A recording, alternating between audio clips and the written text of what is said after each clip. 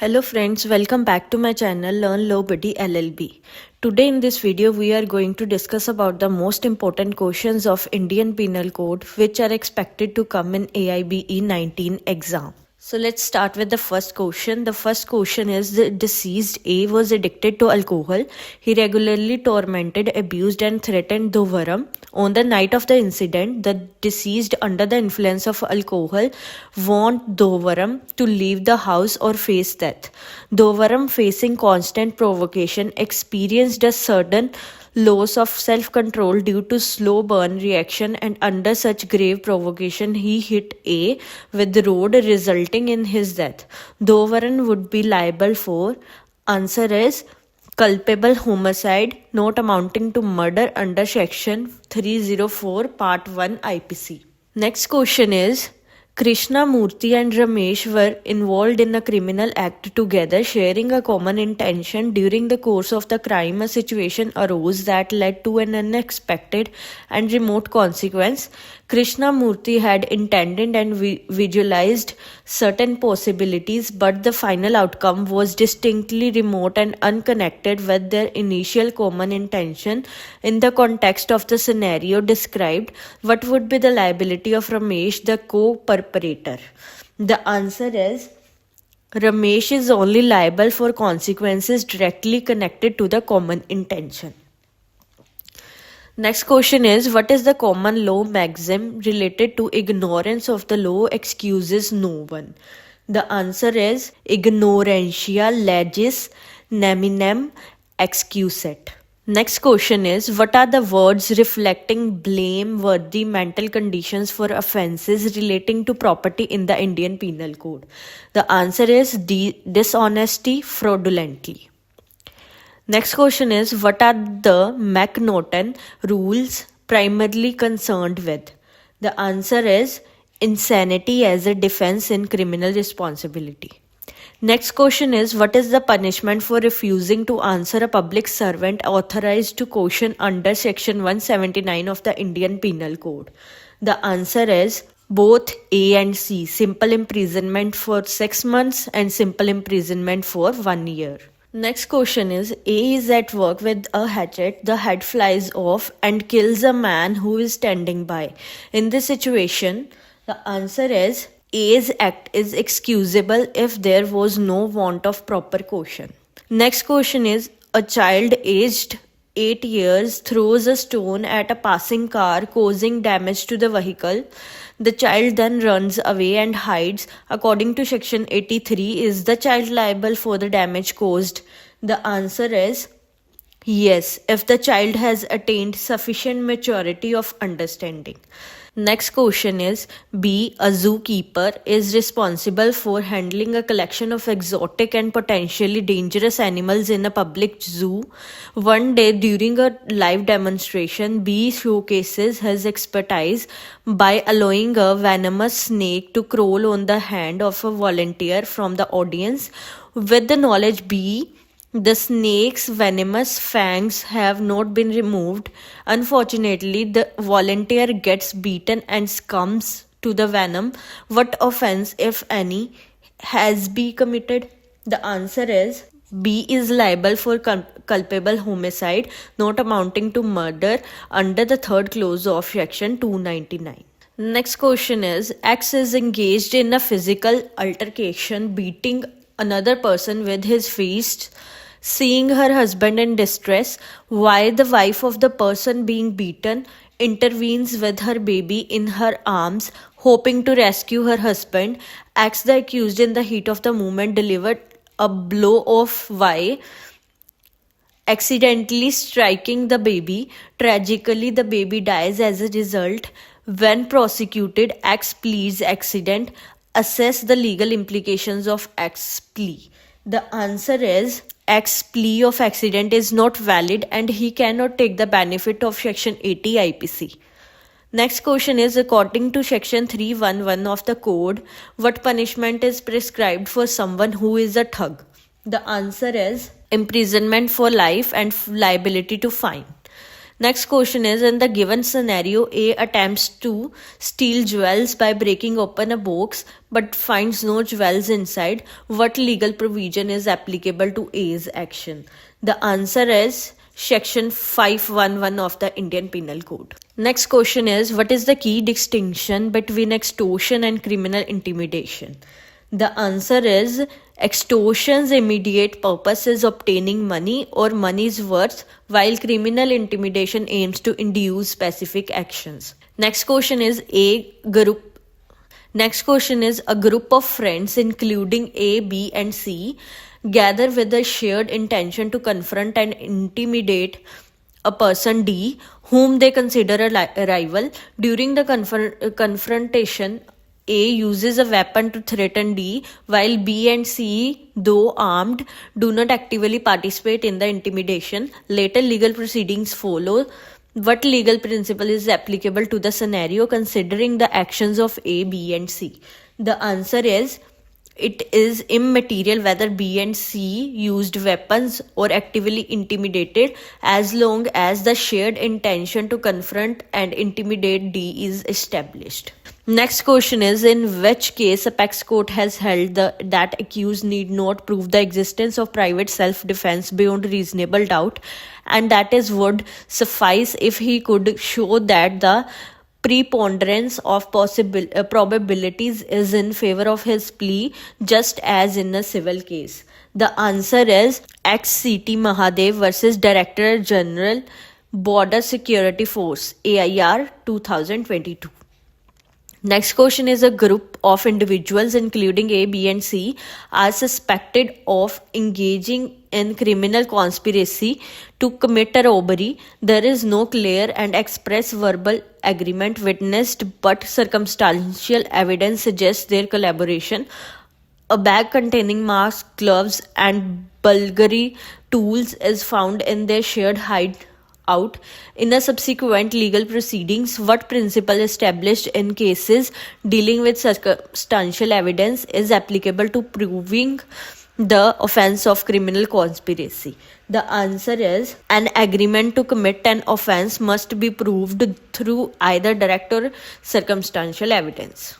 Next question is, A, the husband of B consistently engages in verbal and emotional abuse, threatening B with dire consequences if she fails to meet his financial demands. B, under constant stress and fear, contemplates suicide. In the legal proceedings under Section 498A, the key elements to be considered are verbal and emotional abuse that leads a woman to contemplate suicide is considered cruelty. Next question is, what is the legal consequence of a Hindu husband embracing Islam and contracting a second marriage without dissolving the first, according to the ruling in Sarla Mudgal versus Union of India? The answer is, the first marriage remains valid and the husband is liable to punishment under Section 494 of IPC. Next question is, A, with the intention to defraud B, alters a letter of credit written by Z. The original amount is rupees 10,000, but A adds a zero, making it rupees 1 lakh, with the intent that B believes it was originally written by the Z for the higher amount. In this situation, what offense has A committed based on the given scenario? The answer is forgery. Next question is, in the context of Section 425 IPC and legal principle it embodies, what is the essence of the maxim sic oter tuo ut alienum non ledas? The answer is, the maxim underscores the importance of using one's property responsibly without causing harm to others. Next question is, A, who is not a rich banker, impersonates a wealthy individual with the same name who is a reputable banker. A uses this false identity to deceive and defraud others. In this situation, what offense A committed based on the scenario? The answer is cheating by personation. Next question is, what is the primary objective of Section 149 of Indian Penal Code 1860? The answer is to prevent individuals from using the defense that they did not, with their own hand, commit the offense in prosecution of the common object. Next question is, what are the essential ingredients for invoking section 211 IPC? The answer is, the complaint must be given with an intention to cause injury, and the complainant must have known there is no just or lawful ground for the charge. Next question is, A, having knowledge that B has committed dacoity, intentionally conceals B to protect him from legal punishment. Considering that B is liable to imprisonment for life under the specified circumstances, what offense has A committed and what are the potential penalties according to the scenario? The answer is, A has committed the offense of harboring offender, and the potential penalties include imprisonment not exceeding 3 years and a fine. Next question is, what is required to prove the offense under section 294 IPC? The answer is, utterance of obscene words and annoyance of others must be proven. Next question is, the accused inflicted multiple blows on the victim's head using significant force resulting in grievous injuries. The use of a weapon facadiat led to a skull fracture and a frontal wound on the left side. The wounds required 34 stitches and extended 16 centimeters along the coronal sutures of the skull. Based on the given scenario, under which clauses of section 300 IPC would the case likely fall? The answer is both clause thirdly and clause fourthly. Next question is, under which section of IPC is it made punishable to disclose the identity of the victim in cases related to sexual offences? The answer is section 228A. Next question is, under section 269 of the IPC, what is the punishment prescribed for unlawfully or negligently doing any act likely to spread the infection of a disease dangerous to life? The answer is imprisonment for up to 6 months. Next question is, under which section of the IPC does the punishment for rash driving or riding on a public way fall? Answer is section 279.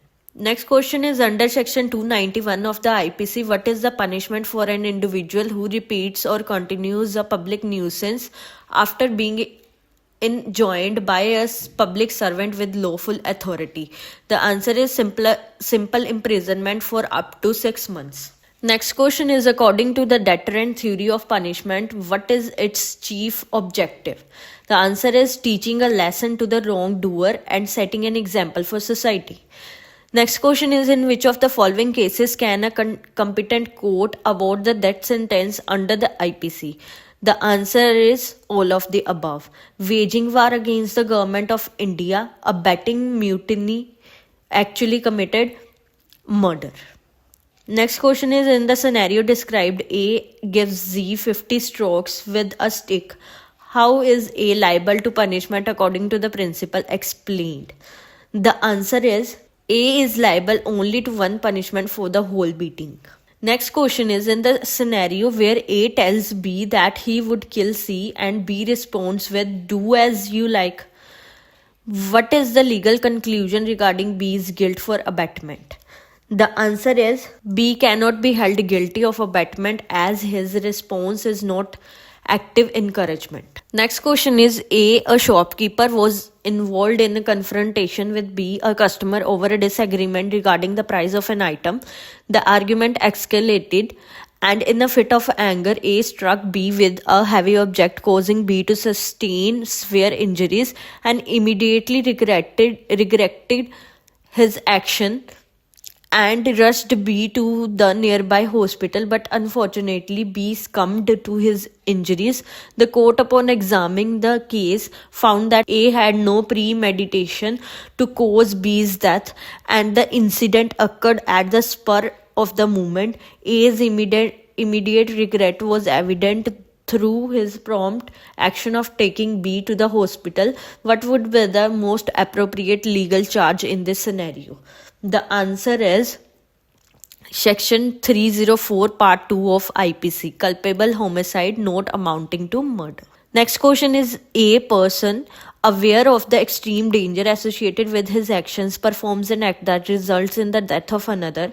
What is the crucial factor to determine if the act constitutes murder according to the scenario? The answer is the inexcusability of taking the risk despite knowledge of its consequences. Next question is, in the context of criminal conspiracy, what is the essential requirement for holding a person guilty? The answer is committing an overt act or tacitly consenting to an illegal act.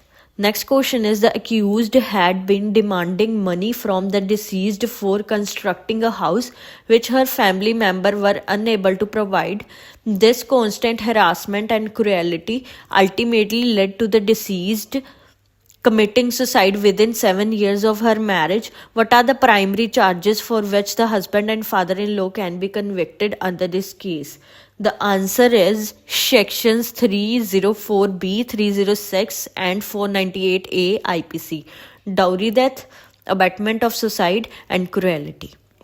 Next question is, under which section of the Dowry Prohibition Act 1961 is the definition of dowry provided for the purpose of section 304B of the IPC? The answer is section 2. Next question is, under what circumstances as stated in IPC will the abetment of suicide may lead to the punishment of death or imprisonment for life? The answer is all of the above. If the person attempting suicide is under 18 years of age, if the person attempting suicide is in a state of intoxication, if the person attempting suicide is any insane person. Next question is, in the given scenario, A fires a pistol at Y due to grave and sudden provocation unintentionally, causing the death of Z, who is nearby but out of sight. What offense has A committed? The answer is culpable homicide. Next question is, A confronts an intruder, B, who is attempting to unlawfully break into A's house. In the process of defending his property, A, acting in good faith, exceeds the permissible force allowed by law and unintentionally causes the death of B. Considering the scenario described, what is the legal classification of A's action? The answer is culpable homicide not amounting to murder. Next question is, according to section 149, who is vicariously liable for offences committed in prosecution of the common object of the assembly? The answer is every member of the unlawful assembly. Next question is, what is the difference between common object under section 149 and common intention under section 34? The answer is common object involves mental attitude while common intention involves physical actions. Next question is, in a case where the court is satisfied that there were 5 or more persons who formed an unlawful assembly and committed an offense, but the evidence was not enough to establish the identity of all accused, what can the court do? The answer is convict less than 5 accused by the help of section 149. Next question is it legally correct to say that abetment to suicide may include indirect acts of incitement?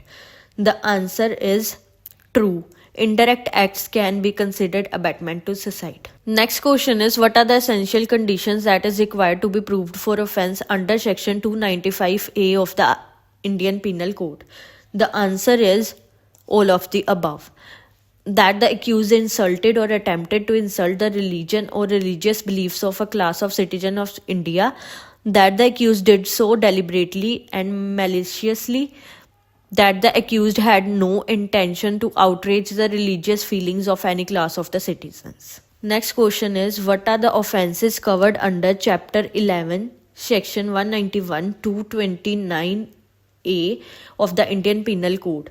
The answer is offences against public justice. Next question is, an individual named Alex A, a successful architect, recently discovered evidence of his spouse's extramarital affair. Fueled by anger and betrayal, Alex took his wife and their 2 children to a local park, leaving them there. Under the pretext of retrieving some documents, Alex obtained a concealed weapon. He then proceeded to confront the person involved in an affair, Ballet, at B's workplace. Unfortunately, B was not present.